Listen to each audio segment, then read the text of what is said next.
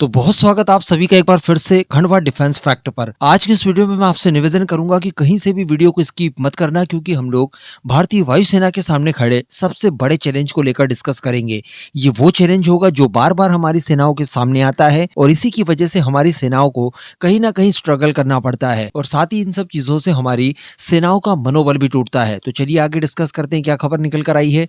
आप बस इसी तरह की वीडियोस के लिए चैनल को सब्सक्राइब जरूर कर दीजिएगा। तो देखिए, हम सभी जानते हैं कि कुछ ही दिनों पहले एक प्रारंभिक रिपोर्ट आई है, एक प्रारंभिक मीडिया रिपोर्ट, जिसमें यह बताया जा रहा था कि 36 बिलियन डॉलर्स पे करके हम लोग 114 की संख्या में रफाल जेट्स खरीदने जा रहे हैं, जिसमें से 18 फ्लाईवे कंडीशन में फ्रांस से बने बनाए भारत आएंगे। उसके बाद इनका निर्माण कार्य भारत में शुरू होगा और बाकी के विमान भारत के अंदर बनाए जाएंगे।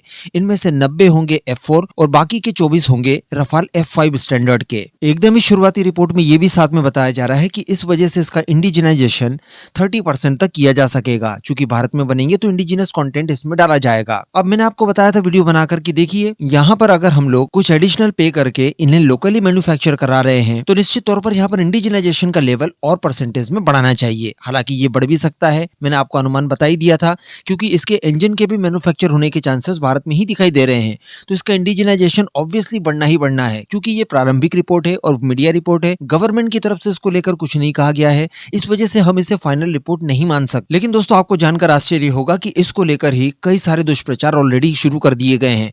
आप सभी को याद होगा, मेरा ये चैनल, जो हमारे पुराने व्यूअर्स हैं उन्हें जरूर पता होगा कि हमारा ये चैनल तब शुरू हुआ था जब पहले 36 की रफाल डील हुई थी, कंट्रोवर्सी क्रिएट हुई और उसके बाद पहला रफाल डिलीवर्ड हुआ। उसी के साथ साथ जो 36वां रफाल डिलीवर्ड हुआ, तब भी मैंने वीडियो बनाकर आप लोगों को सूचित किया था। आप सभी को याद होगा कि उसी समय से अतिरिक्त MRFA के तहत 114 रफाल खरीदने की बात की जा रही थी। साथ ही 25-26 के नंबर्स में मरीन रफाल खरीदने की बात भी की जा रही थी INS विक्रांत के लिए। तो इन सभी को लेकर मैं आपको लगभग सभी तरह की वीडियोस में ये कहता था कि देखिए, ये डील जरूर साइन होगी नौसेना के लिए या फिर वायुसेना के लिए। अगली बार जब भी विमान आएंगे तो वो रफाल ही होंगे, लेकिन इसके लिए हमें 2024 के बाद तक का इंतजार करना पड़ेगा। 2024 इलेक्शन से पहले तक इसकी डील नहीं हो सकती। कारण यही है कि भारत में इसको लेकर पॉलिटिकल डिस्टर्बेंस शुरू हो जाएगा, जमाने भर के आरोप प्रत्यारोप लगाए जाएंगे और एक तरह का अलग माहौल देखने के लिए मिलेगा और गवर्नमेंट कभी भी इस प्रकार की रिस्क नहीं ले सकती। ऐसे ही लगभग हुआ। 36 रफाल की डील भी हम लोगों ने इलेक्शन के बाद कंडक्ट की और MRFA को लेकर भी खबरें आ रही है, जब ऑलरेडी इलेक्शंस हो चुके हैं। अब मैं आपको बता दूं कि रफाल की कीमतों को लेकर वास्तविकता में वो जो पॉलिटिकल डिस्टर्बेंस की बात मैं कर रहा था वो शुरू कर दी गई है। कल ही मैंने अपने RTI पेज खंडवा वाला के ऊपर आपको शेयर भी करके भी दिखाया था, जहां पर एक महिला ये लिख रही थी कि UPA के कार्यकाल में 126 रफाल की कीमतें 526 करोड़ रुपये थी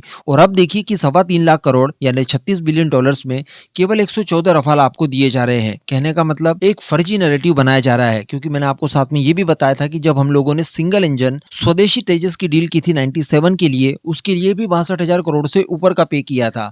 तो भला कैसे संभव है कि आपको UPA के कार्यकाल में यानी आज से 12 साल लगभग पहले 526 करोड़ रुपयों में कोई 126 रफाल दे देगा? अगर देता तो आप उस समय ले ही ना लेते। तो कहने का मतलब इस तरह की चीजें लगातार उड़ाई जा रही है। ये भी बताया जा रहा है कि देखिए, पर यूनिट इसकी कॉस्ट बहुत ज्यादा आ रही है, क्योंकि मैं आपको बता दूं कि अगर आप 36 बिलियन डॉलर्स खर्च करके 114 रफाल खरीदेंगे तो इसमें प्रति यूनिट आपको लगभग 315 मिलियन पड़ेगा। ये केवल आपकी यूनिट कॉस्ट नहीं होती, बल्कि इसमें ट्रेनिंग भी शामिल है, इसका बाकी का इंफ्रास्ट्रक्चर शामिल होता है, इसका वेपन पैकेज शामिल होता है और चूंकि आपको इसकी सर्विस अवेलेबिलिटी अगर ज्यादा चाहिए होगी तो आपको कई तरह के स्पेयर पार्ट्स वगैरह ये एकत्र करके रखने होंगे, ताकि जरूरत पड़ने पर आप उनका इस्तेमाल कर सके। इन सब की वजह से भी कीमतें काफी ज्यादा बढ़ सकती है। इसमें साथ ही इंडियन स्पेसिफिक इन्हांसमेंट भी आएगा। साथ ही जब आप लोकल मैन्युफैक्चर कराते हैं किसी विमान को तो उसके लिए आपको एडिशनल पे करना ही होता है, इंटरनेशनल कानून है इसके लिए। तो यहीं पर अब बहस शुरू हो चुकी है। आप सभी को याद होगा जब प्राइम मिनिस्टर मोदी अमेरिका के विजिट पर गए थे और डोनाल्ड ट्रंप ने इनडायरेक्ट वे में भारत को F-35 के लिए ऑफर दिया था, उस समय भी इसी एक गैंग या फिर आप ग्रुप कह दीजिए, इसने दुष्प्रचार करना शुरू कर दिया था कि देखिए F-35 खरीद रहे हैं, बहुत महंगे हैं, अमेरिका हमारे लिए रिलायबल नहीं है। जमाने भर की बातें करके इन्होंने बहुत सारा बखेड़ा खड़ा किया था, जबकि गवर्नमेंट ने तो ऐसी कोई खबर दी ही नहीं थी कि हम लोग F-35 खरीदने जा रहे हैं। लेकिन फिर भी मैं कहूंगा कि अगर आज की परिस्थिति में अगर देखा जाए कि भारत के लिए सबसे सूटेबल विमान कौन से रहेंगे जो हम लोग MRFA में खरीद सकते हैं, तो आप खुद थोड़ा सा ध्यान देकर देखिए। हमारे पास एक रशिया का विकल्प है Su-57E, वो बहुत अच्छा ऑफर हो सकता है क्योंकि वो हमें सोर्स कोड तक दे रहा है। लेकिन आप इस बात को भी ध्यान रखिए कि ये सोर्स कोड रशिया मजबूरी में देने के लिए तैयार हुआ है। रशिया यूक्रेन वॉर से पहले उसने हमें सोर्स कोड ऑफर नहीं किया था। इवन जब हम लोगों ने FGFA प्रोग्राम किया था उसमें बाहर इसीलिए निकले थे क्योंकि रशिया ने सोर्स कोड देने से इनकार कर दिया था। आज रशिया चूंकि परेशान है, रशिया खुद अपनी वायुसेना के लिए इन्हें मैन्युफैक्चर नहीं कर पा रहा है, S-400 तक नहीं कर पा रहा है, तो भला भारत अगर 114 का ऑर्डर दे देगा तो कैसे भला रशिया इनकी पूर्ति कर पाएगा? क्या सबकी सब टेक्नोलॉजी लाकर इमीडिएटली भारत के अंदर इन्हें मैन्युफैक्चर करना भी उतना आसान होगा? और अगर ऐसा किया तो क्या अमेरिका के अतिरिक्त प्रतिबंध भारत के ऊपर नहीं लग जाएंगे? अगर अतिरिक्त प्रतिबंध लगते हैं तो सिंपली हमारे इंजन रुक जाएंगे, तेजस मार्क 1 और मार्क 2 जैसी परियोजनाएं यहीं की यहीं समाप्त हो जाएंगी। और अगर अलग सेक्टर्स में भी इसको लेकर प्रतिबंध लग गए तो भारत की इकोनॉमी पर इसका असर पड़ सकता है। इसके बाद हमारे पास दूसरा विकल्प बचता है F-35 का, जो कि अमेरिकन है।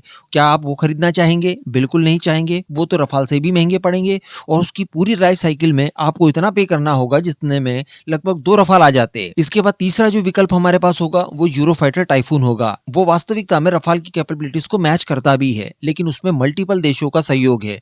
आपको मल्टीपल देशों के साथ अपनी ट्यूनिंग जमा कर रखनी पड़ेगी लगभग 30 से 40 साल, जो कि पॉसिबल नहीं है आपके लिए। एक भी कोई देश अगर आपसे नाराज हुआ तो आपको फ्यूचर में दिक्कतें आ सकती है। ऐसी परिस्थिति में आपके पास एकमात्र भरोसेमंद विकल्प रफाल का ही बचता है, जो न केवल आपकी रिक्वायरमेंट फुलफिल कर सकता है, ऑपरेशन सिंदूर में आपने उसे वॉर प्रूवन भी किया। PL-15 जैसी मिसाइलों को उसने पूरी तरह से जैम करके आपको इंटैक्ट पकड़ने में मदद की। साथ ही फ्रांस के साथ हमारे डिफेंस रिलेशनशिप पुराने हैं और उसने सभी मापदंडों पर अपने आप को खरा उतारा है। तो इन सारी चीजों से बचने की आवश्यकता है, क्योंकि ऐसा करके इंपॉर्टेंट डील्स हमारे हाथों से निकल जाती है, हमारी सेनाओं का मोरल भी डाउन होता है। और देखिए, अगर पर यूनिट आपको 315 कॉस्ट ज्यादा लग भी रही है ना, तो आप मान लीजिए कि अगर ये ऑफिशियल डील होती है और 36 के बजाय आपको पता चलता है कि ये तो 35 बिलियन डॉलर्स की है, तब आपको प्रति यूनिट 307 मिलियन डॉलर्स पे करने होंगे। तो कम हो गया। अगर मान लीजिए कि आपको ऑफिशियल डील के बाद पता चलता है कि नहीं जी, 35 भी नहीं, आपको सिर्फ 34 बिलियन डॉलर्स ही पे करने हैं, तब इसकी प्रति यूनिट कॉस्ट हो जाएगी 298 मिलियन डॉलर्स। मान लीजिए कि ये 30 बिलियन डॉलर्स हुआ, तब आपकी कीमतें प्रति यूनिट और भी घट जाएंगी।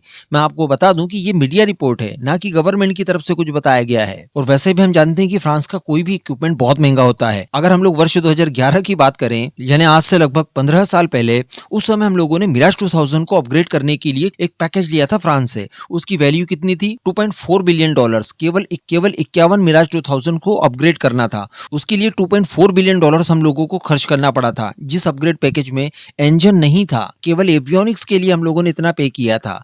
तो कहने का मतलब, फ्रांस के इक्विपमेंट वास्तविकता में बहुत महंगे होते हैं। लेकिन आप एक बार सोचकर देखिए कि हमारी सेनाओं के पास वास्तविकता में 114 रफाल आ जाते हैं, 36 पुराने, साथ ही 26 की संख्या में हमारी नेवी के पास। आप सोचिए कि इसके बाद भारत की फायर पावर क्या होगी। आप लोगों में से कई लोगों ने मुझसे ये पूछा कि यार, ऑपरेशन सिंदूर में क्या ऐसा एक भी पॉइंट नहीं था जहां पर आप भारत को क्रिटिसाइज करें? आप हर मामले में भला भारत को आगे कैसे बता रहे हैं? तो देखिए, भारत ने ऐसा काम ही किया था कि भारत को आगे बताना ही था। हमारे दुश्मनों ने भी इस बात को स्वीकारा। लेकिन फिर भी अगर भारत का क्रिटिसिज्म किया जाए तो आप सिंपली ऐसा समझ लीजिए कि पाकिस्तान से हमारा जो डिफेंस बजट है वो लगभग 10 गुना है। पाकिस्तान से हमारा साइज बड़ा है, हमारी सेनाएं बड़ी है। स्थिति ऐसी आ जाए कि ऑपरेशन सिंदूर जैसे किसी ऑपरेशन की आवश्यकता ही ना पड़े, वो आपके नाम से ही डरे।